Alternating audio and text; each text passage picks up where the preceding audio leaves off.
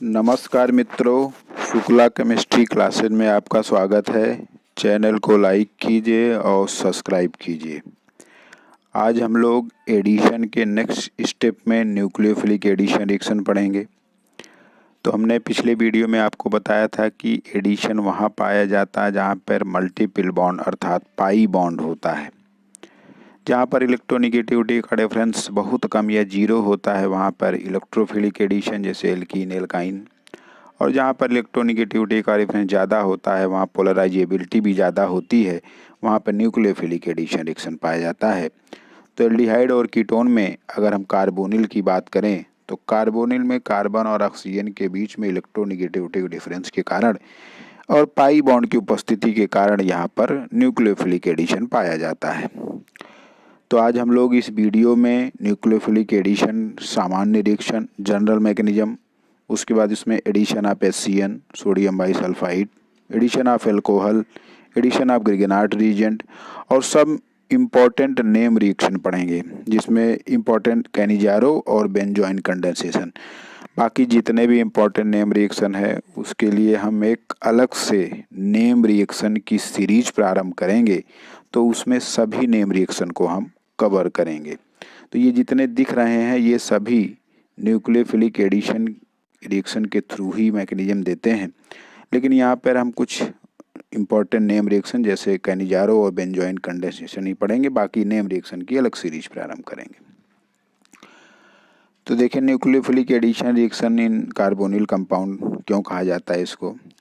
When addition reaction takes place by initial attack of nucleophile, this reaction is known as nucleophilic addition. Due to more electronegativity of oxygen, pi electron between carbon and oxygen are shifted towards oxygen।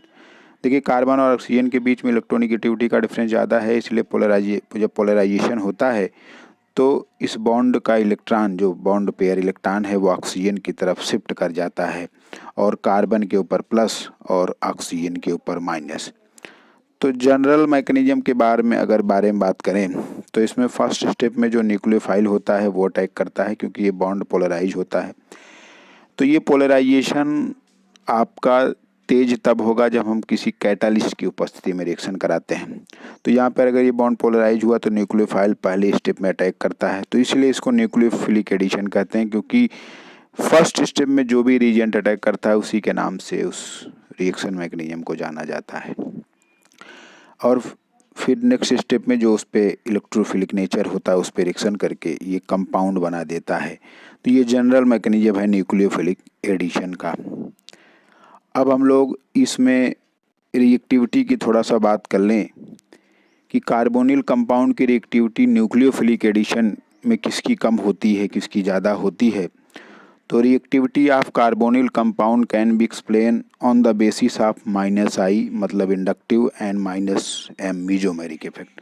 हमने आपको शुरू में ये effect बताया है। तो -I -M effect बढ़ाते हैं इसकी रिएक्टिविटी की towards nucleophilic addition. Nucleophile can easily be attack when carbonyl carbon have a less electron density.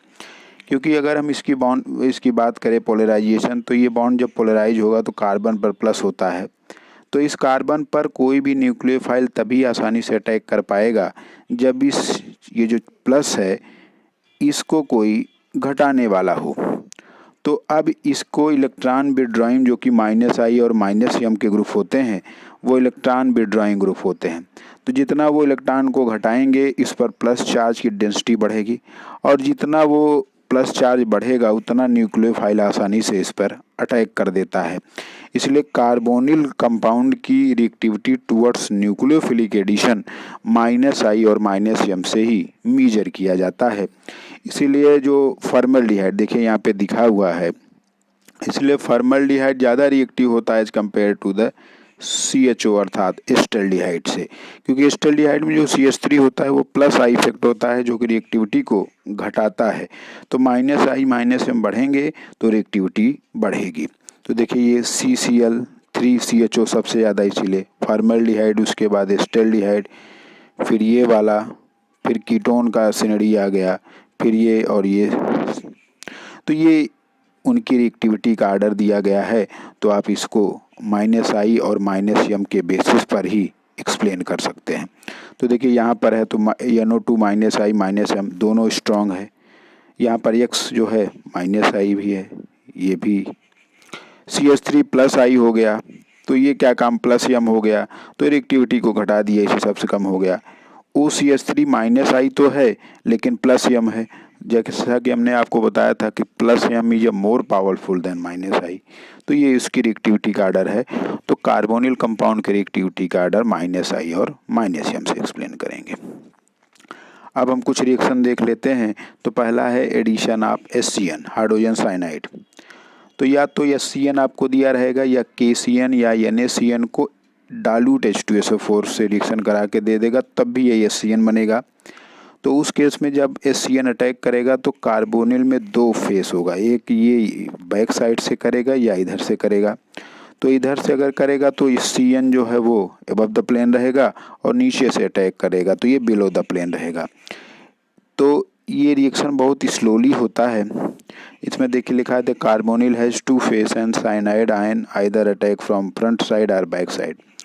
They are actually form mirror image to each other called enantiomer. तो ये इनांसियोमर बनाते हैं। Stereochemistry की बात करें तो अगर ये 50-50 बनाते हैं तो दोनों को इक्विवेलेंट अमाउंट में मिलाने पर जो मिक्सचर प्राप्त होता है उसी को रेसमिक मिक्सचर कहते हैं। तो यहाँ पर हमेशा रेसमिक मिक्सचर बनता है, ये इसकी स्टीरियोकेमिस्ट्री है। तो ये HCN जब कार्बोनिल कंपाउंड से रिएक्शन करता है तो साइनोहाइड्रिन बनता है और रेसमिक मिक्सचर फॉर्म होता है। लेकिन एक इम्पॉर्टेंट पॉइंट ये है कि अगर ये कार्बोनिल कंपाउंड फॉर्मल्डिहाइड होगा तो फिर नहीं बनता है। क्यों? क्योंकि फॉर्मल्डिहाइड में दोनों हाइड्रोजन हो जाते हैं तो फिर वो कायरलिटी वहाँ पे लॉस हो जाती है, कायरल नहीं रहता, और जहाँ कायरल नहीं रहता कार्बन, वहाँ पर स्टीरियोकेमिस्ट्री या रेसमिक मिक्सचर एनांसियोमर की बात नहीं करते हैं। नेक्स्ट है एडिशन ऑफ सोडियम बाइसल्फाइड। तो यहाँ पर अगर एक्वस सोडियम बाइसल्फाइड को कार्बोनिल ऑक्साइड से रिएक्शन कराते हैं तो जो हमारा प्रोडक्ट मिलता है वो क्रिस्टलाइन सॉलिड डेरिवेटिव मिलता है। और क्रिस्टलाइन सॉलिड डेरिवेटिव के कारण ही यह रिएक्शन रिवर्सिबल होता है, क्योंकि अगर इसमें थोड़ा भी मॉइस्चर या एक्वस उपस्थित होता है तो ये रिएक्शन रिवर्सिबली फिर से रिएक्टेंट साइड में आ जाता है, मतलब सबस्ट्रेट के साइड में आ जाता है, इसलिए यह रिएक्शन रिवर्सिबल होता है। तो देखिए लिखा है this reaction is reversible reaction because some moisture or aqueous solution are present.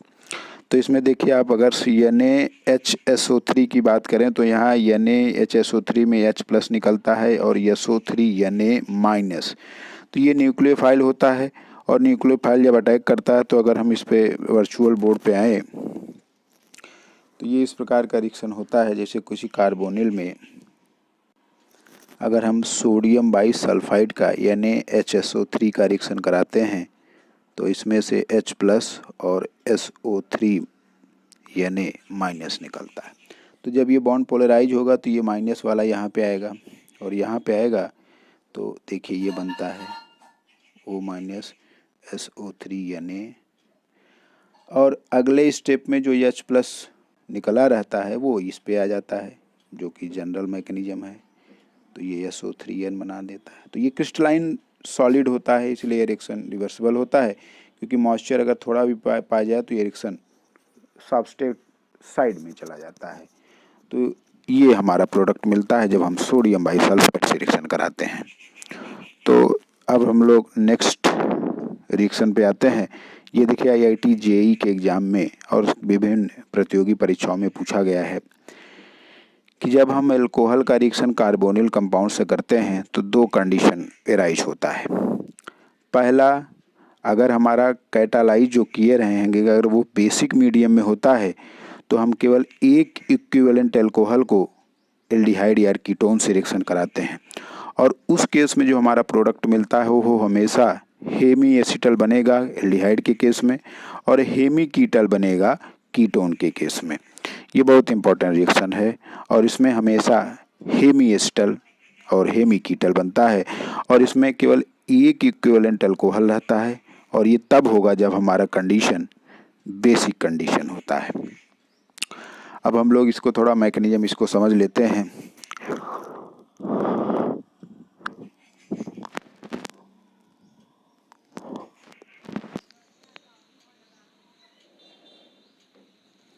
Basic condition. तो ये लोन पेयर जो है इस पे अटैक करता है,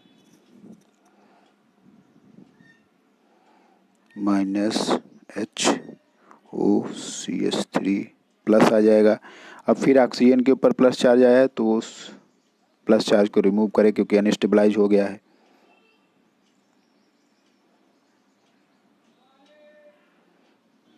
ये आ गया। तो अब अगले स्टेप में ये जो बेस थोड़ा बड़ा रहता है, जो हमारा ये H निकला है, तो जो ये अमाउंट में ये पड़ा हुआ है बेसिक कंडीशन में, तो जो हमारा H प्लस निकला है वो इस पे आ जाता है। तो हमारा जो प्रोडक्ट है OH H और OCH3 बना, इसी को बोलते हैं हेमी एसिटल बनेंगे।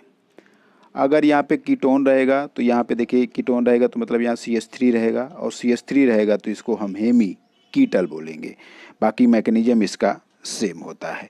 तो ये हेमी एसिटल या हेमी कीटल तब बनता है जब हमारा कंडीशन जो है एसिडिक बेसिक कंडीशन होता है। लेकिन जब हम इसको एसिडिक कंडीशन में लेते हैं तो आप देखिए ये हेमी एसिटल बना हुआ है मैकेनिज्म में, आप देख सकते हैं। कब? जब ये बेसिक कंडीशन OH माइनस में। जब रिएक्शन को कैटालाइज किया गया एसिडिक कंडीशन में तो उस केस में 2 मोल इक्विवेलेंट अल्कोहल लेते हैं, और उस केस में एल्डिहाइड के केस में एसिटल, उसमें हेमी एसिटल बनता था, इसमें एसिटल बनेगा, और उसमें हेमी कीटल बनता था तो इसमें कीटल बनेगा कीटोन के केस में। अब इसका हम लोग मैकेनिज्म देख लेते हैं। तो इसमें जो पहला स्टेप है वो तो वैसे ही होता है। अब यहाँ 2 मोल अल्कोहल लेंगे एसिडिक कंडीशन में, तो ये क्या काम करेगा, इसके ऊपर अटैक कर देता है क्योंकि कैटालिस्ट रेट ऑफ रिएक्शन को बढ़ाते हैं। तो जब ये करेगा तो ये बॉन्ड अपने आप पोलराइज होगा। जब पोलराइज होगा तो ये लोन पेयर बैठ के देख रहा था, इसके ऊपर अटैक करेगा OH H OCH3 और देखिए ये प्लस। अब क्या होगा कि ये जब इसके ऊपर प्लस आया तो ये देखिए फिर अनस्टेबल हो गया। इस वाले को हम ऐसे देख सकते हैं,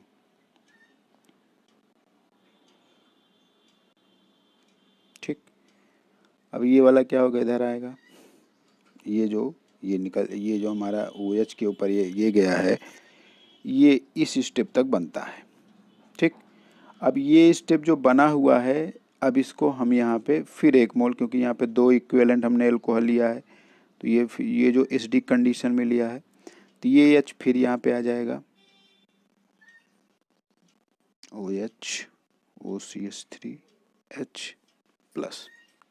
अब जैसे ही इसके ऊपर प्लस बना ऑक्सीजन फिर डिस्टेबलाइज हो गया तो ये पोलराइजेशन यहाँ पे होगा, और जैसे पोलराइजेशन होगा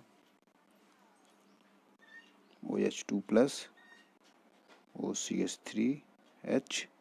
अब जो दूसरा हमने इक्विवेलेंट अल्कोहल लिया है वो यहाँ पे अटैक कर देगा CH3 OH CH3 OCH3 H। अब फिर इसके ऊपर प्लस चार्ज आया तो कैटालिस्ट जो H प्लस शुरू में गया था वो उसी फॉर्म में देखिए निकल आएगा, H प्लस निकल गया OCH3 H और OCH3।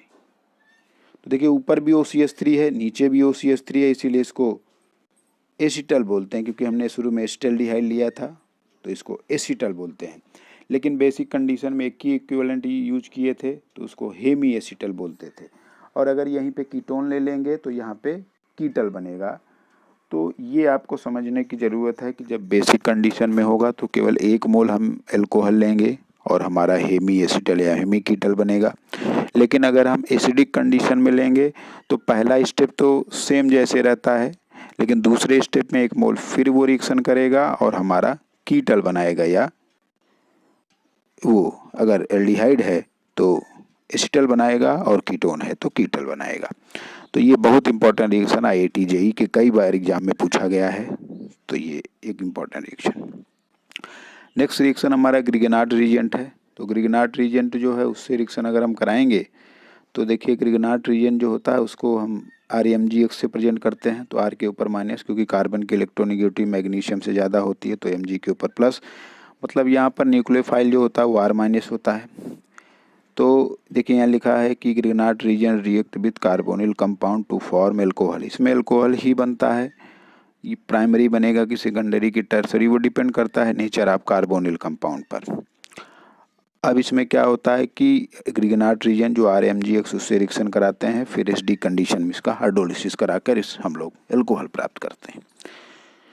तो देखिए नोट लिखा है कि फॉर्मल्डिहाइड प्राइमरी एल्कोहल बनाता है, लेकिन उससे हायर एल्डिहाइड जो होते हैं वो सेकेंडरी एल्कोहल बनाते हैं, जबकि कीटोन जो है वो टर्सरी एल्कोहल बनाते हैं। तो देखिए यहाँ पर कार्बोनिल कंपाउंड है, ये ब्रेक हुआ तो कार्बन पर प्लस, यहाँ पे माइनस, जैसे बॉन्ड भी R का माइनस C पर अटैक किया और ऑक्सीजन के ऊपर Mg प्लस, ये देखिए प्लस वाला जाके ये देखिए बॉन्ड बना लिया। तो पहला हमारा प्रोसेस ये होता है ग्रिगनार्ड रीजेंट का रिएक्शन। ये एडिशन रिएक्शन यहाँ तक है। फिर एसिडिक मीडियम में जब हाइड्रोलिसिस कराते हैं तो OMgX का जो ये वाला है ये बॉन्ड टूटेगा, O माइनस वाला, इस पे H आ जाएगा और MgX के जो ये H2O का जो OH होता है वो इससे रिएक्शन करके ये प्रोडक्ट बना देगा। तो मेन प्रोडक्ट हमारा देखिए अल्कोहल बनता है और ये बाई प्रोडक्ट के रूप में निकल जाता है। तो ग्रिगनार्ड रीजेंट का रिएक्शन ऐसे ही होता है, जिसमें ग्रिगनार्ड रीजेंट में अब वो एरोमेटिक भी हो सकता है और एलिफैटिक भी हो सकता है। बस आपको ध्यान देना है कि इस R के ऊपर माइनस और इस पे ऊपर प्लस आएगा, क्योंकि ये न्यूक्लियोफाइल की तरह काम करेगा। ठीक, तो ये आपको ध्यान देना है। जैसे मान लीजिए हमने एरोमेटिक लिया है, कंडीशन ये भी रहता है MgBr, तो उस केस में भी यहाँ माइनस रहेगा, यहाँ प्लस रहेगा। तो इस बेंजीन रिंग को हम अटैक कराएंगे, है ना। तो आपको ये ध्यान देना है, चाहे जो भी हो R के ऊपर माइनस रहेगा। तो ये देखिए RMgX का कुछ रिएक्शन है। फॉर्मल्डिहाइड से रिएक्शन कराया तो प्राइमरी एल्कोहल, एस्टल्डिहाइड से कराया तो सेकेंडरी एल्कोहल, और एसीटोन से कराया तो टर्सरी एल्कोहल बना है। अब R एलिफैटिक भी हो सकता है और एरोमेटिक भी हो सकता है। तो मैकेनिज्म इसका वैसे ही रहता है, चाहे जो भी रहे। नेक्स्ट बहुत इंपॉर्टेंट नेम रिएक्शन है, इसका नाम है कैनिजारो। तो कैनिजारो रिएक्शन क्या है कि ऐसे एल्डिहाइड और कीटोन जिसके पास अल्फा हाइड्रोजन ना हो, जैसे ये कार्बोनिल है, तो कार्बोनिल में अगले कार्बन पर जो हाइड्रोजन होते हैं उसी को हम लोग अल्फा हाइड्रोजन बोलते हैं। इसी कार्बन से लगे हुए कार्बन के पास जो हाइड्रोजन होता है उसी को अल्फा बोलते हैं, नेक्स्ट वाले को फिर बीटा बोलते हैं, नेक्स्ट कार्बन के हाइड्रोजन को बीटा बोलते हैं।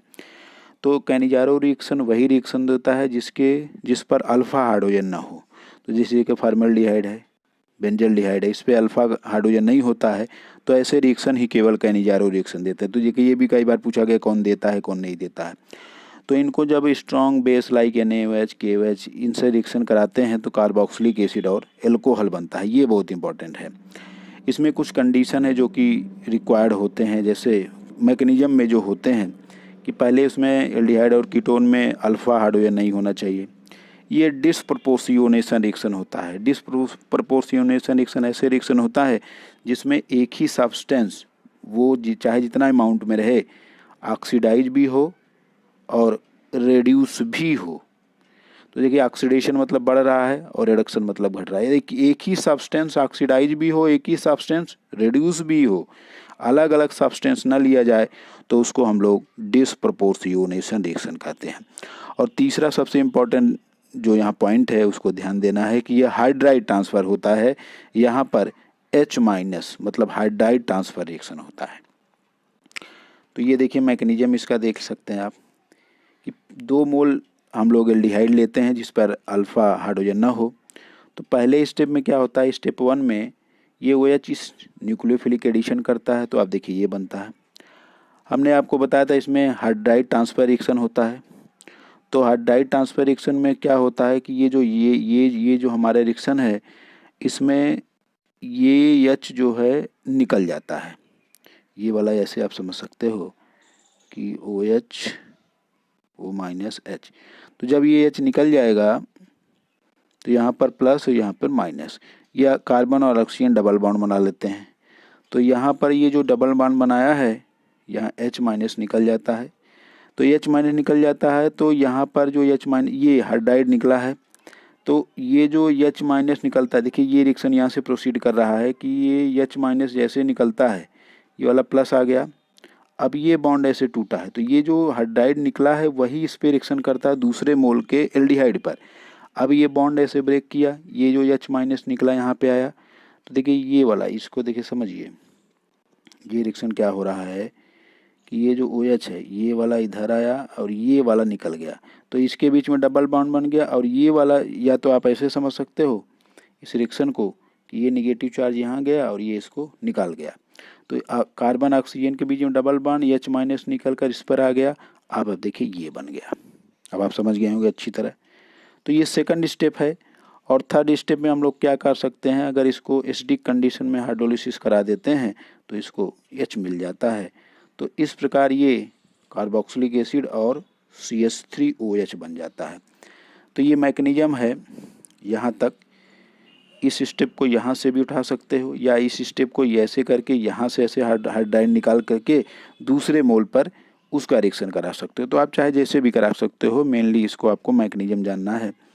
तो ये कार्बोक्सिलिक एसिड और एल्कोहल बनता है। कभी कभी उसमें अगर बेस जो है पड़ा रहता है तो ये इसके H को निकाल के सॉल्ट भी बना देता है। तो मेनली आपको जानना है कि ये कार्बोक्सिलिक एसिड और एल्कोहल बनाता है। कैनिजारो रिएक्शन में ये मैकेनिज्म होता है। तो इसमें 3 स्टेप, ये step number 1, step number second में हाइड्राइड निकलता है, और थर्ड स्टेप में अगर बढ़ाएं तो इसको एसिडिक कंडीशन में हाइड्रोलिसिस कराकर प्रोडक्ट बना देते हैं। आज का हमारा लास्ट जो रिएक्शन है उसको बोलते हैं बेंजोइन कंडेंसेशन। तो कंडेंसेशन क्यों बोलते हैं, जिसमें 2 मोल कोई भी रिएक्टेंट हो, सबस्ट्रेट हो, वो आपस में कंडेंसेशन करके, कपलिंग करके प्रोडक्ट बनाते हैं। तो the benzoin condensation is a coupling reaction between 2 aromatic aldehyde by nucleophilic addition in presence of cyanide. यहाँ साइनाइड जो है वो कैटालिस्ट के रूप में यूज किया जाता है, क्योंकि साइनाइड लिविंग ग्रुप भी अच्छा है, न्यूक्लियोफाइल भी अच्छा है। और इसमें जो प्रोडक्ट मिलता है वो अल्फा हाइड्रोक्सी कीटोन, जिसको ही बेंजोइन बोलते हैं। तो अल्फा हाइड्रोक्सी कीटोन को ही बेंजोइन बोलते हैं। और ये रिएक्शन कम्प्लीटली रिवर्सिबल रिएक्शन होता है, वेरी इंपॉर्टेंट। तो ये कुछ पॉइंट है जो आपको जानना है। तो अब इसके मैकेनिज्म में हम लोग आते हैं। तो इसमें भी 2 मोल लिया जाएगा। तो पहले मोल का यूज किया, साइनाइड जो है न्यूक्लियोफाइल, यहाँ पे न्यूक्लियोफिलिक एडिशन रिएक्शन देगा। तो देखिए ऑक्सीजन के ऊपर प्लस, कार्बन के ऊपर ऑक्सीजन के ऊपर माइनस और कार्बन के ऊपर प्लस, तो ये देखिए ये बन जाता है। अब यहाँ पे जो H जो है यहाँ हाइड्राइड ट्रांसफ़र होता है, मतलब हाइड्राइड नहीं, H+। तो ये H+ यहाँ से निकलेगा और ये यहाँ पे ट्रांसफ़र हो जाएगा। जब H+ निकलेगा तो इस कार्बन पर निगेटिव चार्ज आ जाएगा, और निगेटिव चार्ज आ गया मतलब ये एक प्रकार से न्यूक्लियोफाइल की तरह काम करेगा।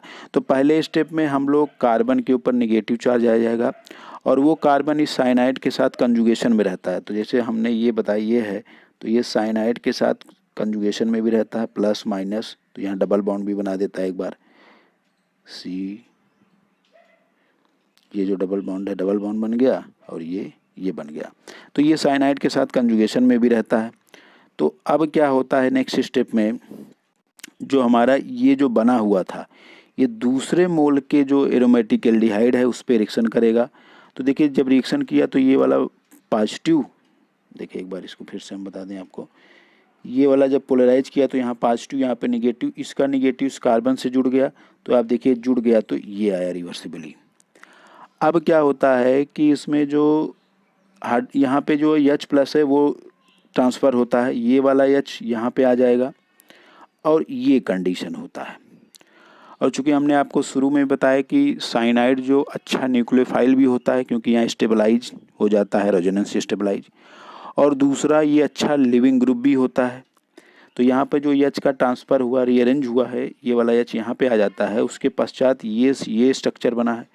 अब इसमें ये निगेटिव चार्ज यहाँ पे आता है, और साइनाइड जो है वो निकल जाता है, क्योंकि साइनाइड ये वेरी गुड लिविंग ग्रुप।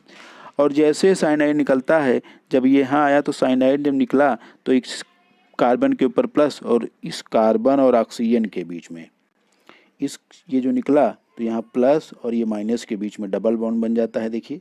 और जैसे बन गया ये हमारा बेंजोइन बन गया है, क्योंकि इसको बोलते हैं अल्फा हाइड्रोक्सी कीटोन बोलते हैं, और अल्फा हाइड्रोक्सी कीटोन को ही हम लोग क्या बोलते हैं, बेंजोइन बोलते हैं।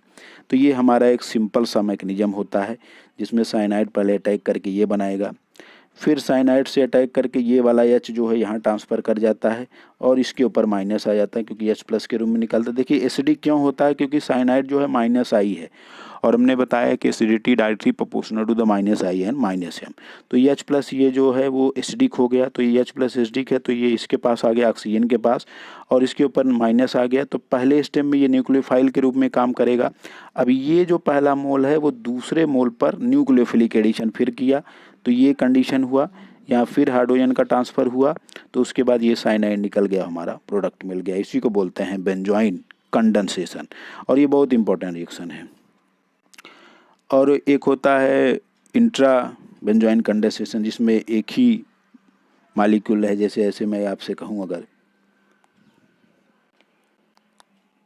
ऐसे रहे तो इसमें भी आपका यही बेंजोइन टाइप का रिएक्शन करता था। मेन आपको याद करना है कि इसमें जो प्रोडक्ट मिलता है वो अल्फा हाइड्रॉक्सी कार्बोनिल या अल्फा हाइड्रॉक्सी कीटोन मिलता है। तो अल्फा हाइड्रॉक्सी कीटोन मिलता है तो इसलिए इसको बेंजोइन बोलते हैं। तो इसमें 2 मोल एरोमेटिक कंपाउंड साइनाइड की उपस्थिति में रिएक्शन करके ये बनाता है। तो आज हम लोगों ने इस वीडियो में एडिशन रिएक्शन में मुख्यतः addition of HCN sodium bisulphide alcohol Grignard reagent Cannizzaro reaction और बेंजोइन कंडेंसेशन को हम लोगों ने पढ़ा। अब नेम रिएक्शन की अलग सीरीज प्रारंभ करेंगे, लेकिन कुछ इंपॉर्टेंट रिएक्शन इसमें पढ़ा दिया। तो शुक्ला केमिस्ट्री क्लासेस को लाइक कीजिए, सब्सक्राइब कीजिए और बेल आइकन को दबा दीजिए। Thank you so much.